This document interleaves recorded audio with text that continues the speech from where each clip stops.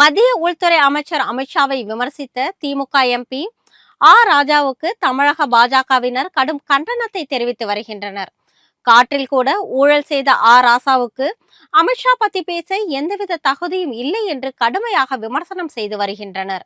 அண்மையில் சென்னை எழும்பூரில் நடைபெற்ற நிகழ்ச்சி ஒன்றில் கலந்து கொண்ட திமுக எம்பி ராசா மத்திய அமைச்சர் அமித்ஷாவை கடுமையான வார்த்தைகளால விமர்சித்திருந்தார்.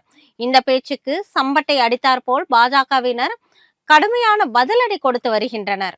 இது தொடர்பாக மத்திய அமைச்சர் முருகன் பேசிய பொழுது, மதுரை வந்த உள்துறை அமைச்சர் அமித்ஷா தமிழக சட்டசபை தேர்தலில் திமுக கூட்டணியை வீழ்த்தி ஆட்சி அதிகாரத்தில் இருந்து இறக்கி காட்டுவோம் என்று சூளுரைத்தது முதல் திமுகவினர் பித்து பிடித்து அலைகின்றனர் என்று விமர்சித்திருக்கிறார். குடும்ப அரசியல் நடத்தி ஊழலில் உறைவிடமாக இருக்கும் முதல்வர் ஸ்டாலினுக்கும் அவரது தொண்டர்களுக்கும் அமித்ஷா எழுப்பிய கேள்விகளுக்கு பதில் கூற தைரியமோ திராணியோ இல்லை என்று அவர் கடிந்துரைத்திருக்கிறார். கேள்விகளுக்கு பதில் சொல்ல முடியாத திமுகவினர் பாஜக தலைவர்களை தொடர்ந்து இழித்தும் பழித்தும் பேசி தங்களுடைய வன்மத்தை வெளிப்படுத்தி வருகின்றனர் என்று முருகன் குற்றம் சாட்டியிருக்கிறார். இதேபோல் முன்னாள் பாஜக மாநில தலைவர் தமிழிசை சவுந்தரராஜனும் ராசாவின் பேச்சுக்கு கடும் கண்டனத்தை தெரிவித்திருக்கிறார்.